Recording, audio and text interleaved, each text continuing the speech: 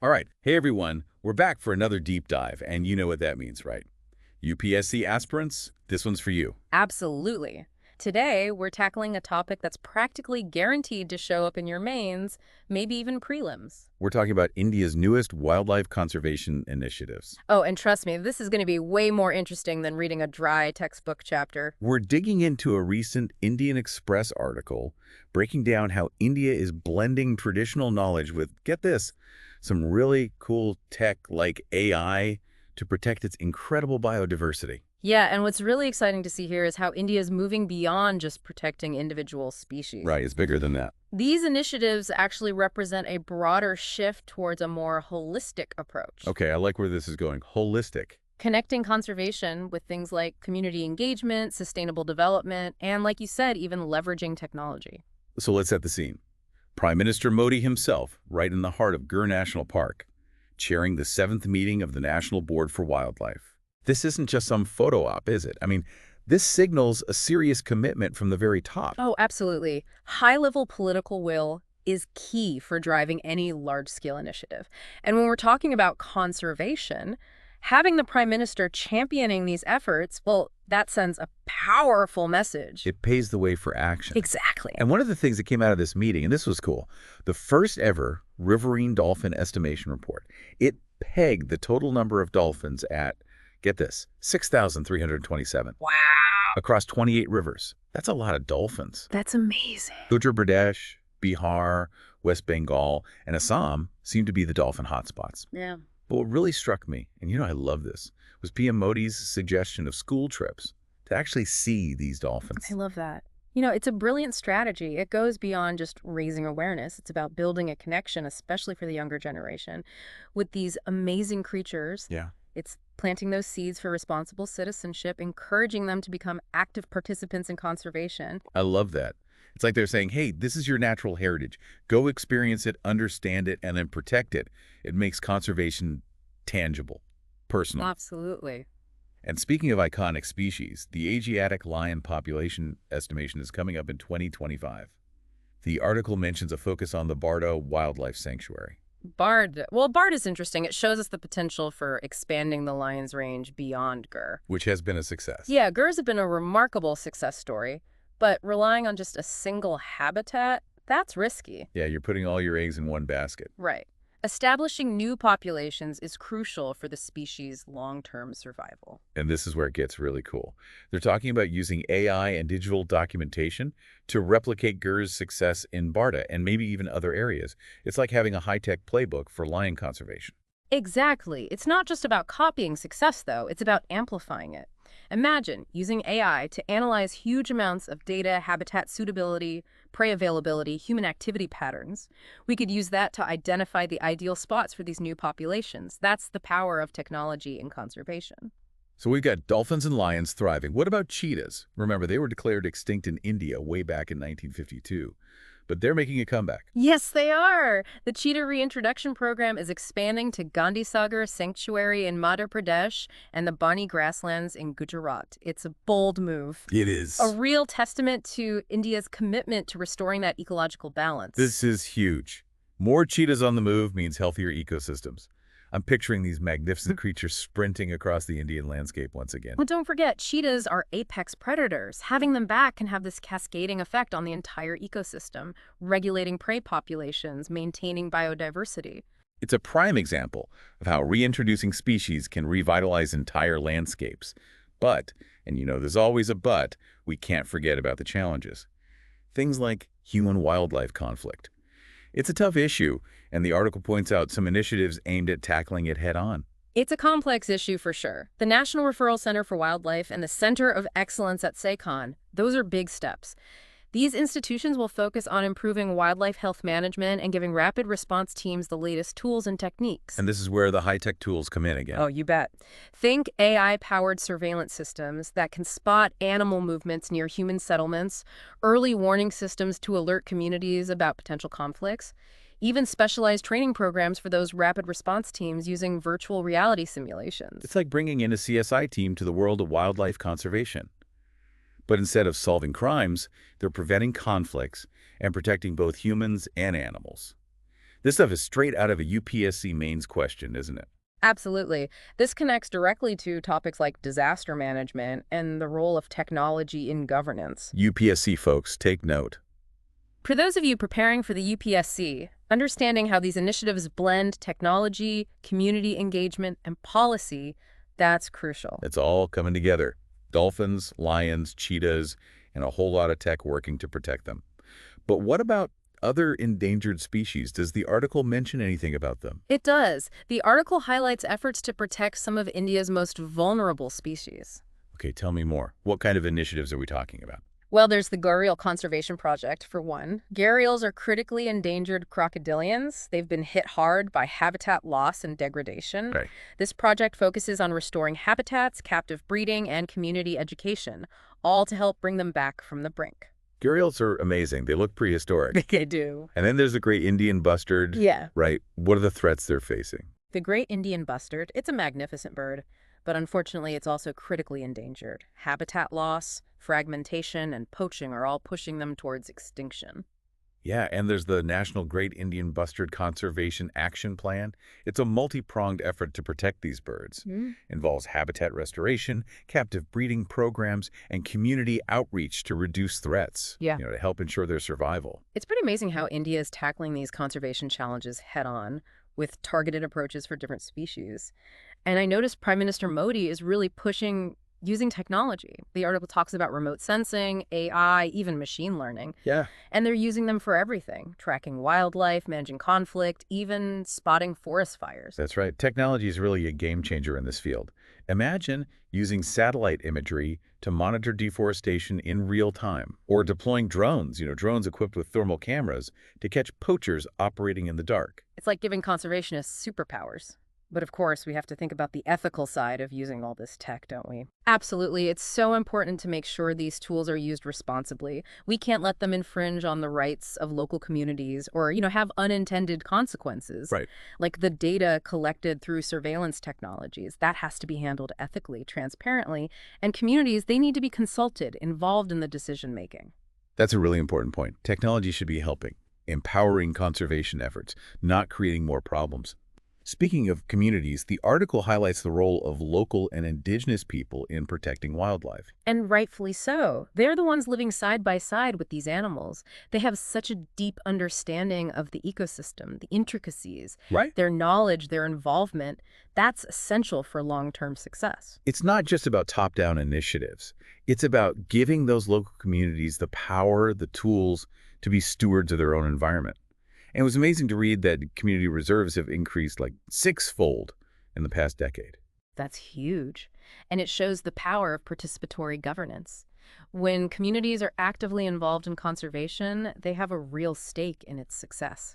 Plus, it creates sustainable livelihoods, Conservation can generate economic opportunities for them through things like ecotourism, sustainable harvesting. So it's a win-win, really. Protecting wildlife while also helping those local communities thrive. But for all our UPSC aspirants out there, let's tie this back to the syllabus. This whole conversation, it screams sustainable development. You got it. Yeah. Sustainable development, it's all about finding ways to meet the needs we have now without compromising the ability of future generations to meet their own needs. And biodiversity, well, that's a key part of that. It is. Because healthy ecosystems, they give us clean air, water, they regulate our climate, support our food security. It's not just about saving animals. It's about protecting the whole web of life that sustains us all. Exactly. And India's initiatives, they really showcase this link between conservation and sustainable development. Take the cheetah reintroduction program. Bringing back a top predator, they're not only restoring a lost species, they're also making the whole landscape healthier, more resilient, and everyone benefits from that. It's a ripple effect, really. Yeah. And this whole discussion makes me think of another big idea, India's commitment to those international agreements. Things like the Convention on Biological Diversity. How does that fit in? The Convention on Biological Diversity, CBD for short, it's a huge international treaty. It aims to conserve biodiversity, promote its sustainable use, and make sure benefits from genetic resources are shared fairly. India, as a signatory, has committed to implementing those principles and targets. So it's kind of like a global plan for conservation. Exactly. It sets a standard for everyone and encourages countries to work together on those big challenges we all face, things like biodiversity loss and climate change. One of the CBD targets, for example, is to protect at least 17% of land and inland water areas. And India, with their efforts to expand protected areas and create those community reserves, they're directly contributing to reaching that goal. It's incredible to see these local initiatives being part of a global effort to protect biodiversity. It is, and it's a reminder that we're all interconnected. What happens in one part of the world affects ecosystems and species far away. Conservation, it's a shared responsibility, and India is stepping up. It's really inspiring. And for our UPSC folks, understanding these international agreements, how they influence national policies, that's super important. It's all part of that bigger picture thinking the exam demands. But let's get back to the practical stuff for a minute. What about the day-to-day challenges of actually making these initiatives work? Funding, that's always a big one. Conservation takes a lot of money, and getting enough funding can be tough, especially for developing countries like India. Then there's the issue of capacity building. Capacity building, what do you mean by that? Well, it means having enough trained people, the right infrastructure, and efficient systems to carry out these ambitious projects. We need more wildlife biologists, conservation scientists, park rangers, community organizers, people with the skills and know-how to actually make these initiatives work. Makes sense. It's not just about having good ideas. It's having the people and resources to turn those ideas into reality. Exactly. And of course, there's that ongoing challenge of human-wildlife conflict. As human populations grow and spread into wildlife habitats, conflicts are bound to happen. Finding ways to reduce those conflicts, to coexist peacefully with wildlife, that's key for the long-term success of any conservation program. It's all about balance, isn't it? Between the needs of people and the needs of wildlife. And sometimes finding that balance is incredibly difficult. It is, and it takes a nuanced approach, one that considers the social, economic, and ecological aspects of the issue. There's no easy answer, no one-size-fits-all solution. It takes creative thinking, community involvement, and a willingness to adapt, to learn as we go. UPSC aspirants, take note. This is all valuable stuff for your essays and interviews. Understanding the challenges, the complexities, the potential solutions to human-wildlife conflict, that's crucial for tackling these real-world problems. And don't forget about raising public awareness, education, changing attitudes and behaviors. That's essential for long-term success. We need to foster respect, appreciation for nature, and that starts with education. It's about getting people to care, right? To see themselves as part of the solution, not the problem. Exactly. And that's where things like eco-clubs in schools, nature documentaries, even social media campaigns, they can all play a role. We have to find ways to connect people with nature, to inspire them to become advocates for its protection. This has been a really great discussion. We've covered so much, from international agreements and sustainable development to those nitty-gritty challenges of implementation, the importance of communities, public awareness. And we've barely scratched the surface. But hopefully this has given our UPSC aspirants a solid understanding of how India is approaching wildlife conservation. But before we wrap up this part of our deep dive, there's one more thing we have to talk about. We've covered the present, the challenges. What about the future? What's next for wildlife conservation in India? That's the big question, isn't it? What does the future hold for these amazing species and the landscapes they call home? Stay tuned, folks, because in our final segment, we're going to look ahead and explore the future of conservation in India. We'll talk about emerging trends, new technologies, new challenges, new opportunities, and most importantly, what role you, as future leaders, can play in making sure there's a brighter future for India's wildlife. And we're back for the final part of our deep dive into India's wildlife conservation efforts. We've talked about the amazing progress being made, but now let's look ahead. What does the future hold, especially for you UPSC aspirants out there? Yes, the future. Always a good one to think about. And trust me, this stuff is prime essay and interview material for your UPSC exams. So let's put on our thinking caps and fast forward a few years. What do you see happening in the world of wildlife conservation in India? Well, one thing is for sure, technology is going to keep playing a bigger and bigger role. We're already using AI, drones, all those sensor networks. Right, we talked about that. But imagine those tools becoming even more powerful, more integrated. Think about it, predictive analytics that can actually tell us where poaching might happen, or real-time systems that catch illegal logging as it's happening. It's like having a whole army of digital guardians protecting India's forests and wildlife. Exactly. And it's not just about having fancy gadgets. It's about using data, making smarter decisions, using resources better, responding faster to threats. This all sounds pretty amazing, but are there any downsides to relying so much on technology? That's where your critical thinking comes in. And that's something the UPSC loves to see. Technology, yes, it's powerful, but we have to be careful. Think about the ethics. Who has the data?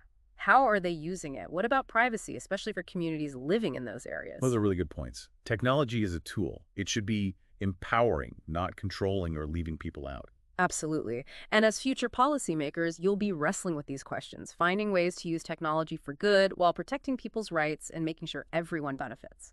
So it's about more than just being innovative. It's about making sure that innovation helps everyone. Right. Now, another big trend to watch out for is this connection between conservation and climate change. They're becoming more and more intertwined. Climate change, the big challenge of our time. How does it impact wildlife conservation specifically? As climate change gets worse, it puts a lot of stress on ecosystems and wildlife. Think about it, more droughts, floods, heat waves, sea levels rising.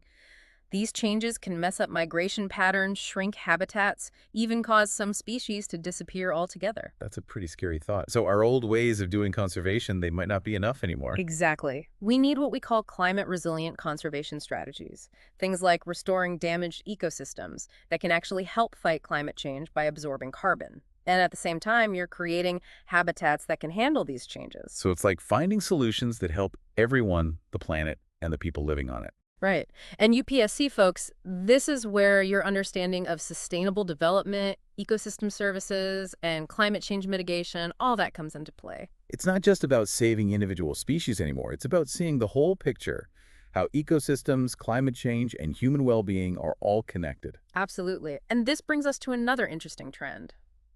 Nature-based solutions. Nature-based solutions. I like the sound of that. What does it mean? It means using nature itself to solve problems. Think about restoring mangrove forests to protect coastlines from storms and erosion, or creating green spaces in cities to cool things down and clean the air, even using agroforestry to improve soil and help biodiversity. Wow, it's like using nature's own tools to fix the problems we created. Exactly. And the cool thing is these nature-based solutions often have multiple benefits. They fight climate change, they help biodiversity, and they improve people's lives. A triple win. I can practically see the essay question now. Discuss the role of nature-based solutions in achieving sustainable development in India. And you'll be ready to ace it.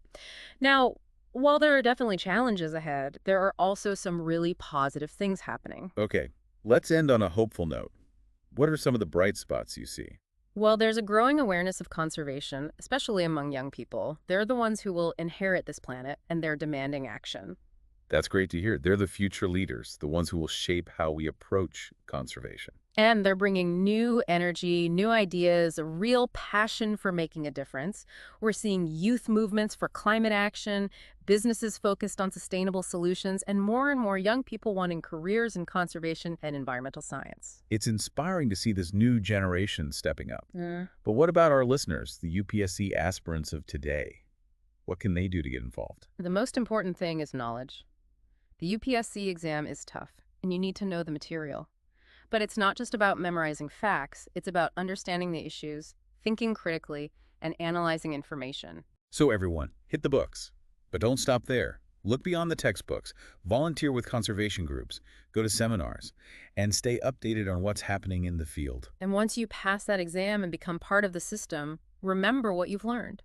Use your position to push for policies that prioritize conservation, sustainable development, and empowering those local communities. Become the change you want to see. Use your knowledge and your influence to make a real difference. Exactly. And never forget the human side of things. Conservation isn't just about saving animals and plants. It's about people, making sure we have a healthy planet for everyone. This has been a fantastic discussion. We've explored the past, present, and future of conservation in India, learned about the challenges and opportunities, and been inspired by the amazing work being done. And for all you UPSC hopefuls out there, remember, this topic is a goldmine for your exams. So pay close attention, take notes, and keep those critical thinking skills sharp. Don't forget, we based this entire deep dive on that Indian Express article. Go check it out for more details. And if you liked this episode, hit that like button, subscribe to our channel, and leave a comment with any questions you have. We'd love to hear from you. Keep learning, keep exploring, and keep working towards a better world. That's a wrap on The Deep Dive. Thanks for joining us.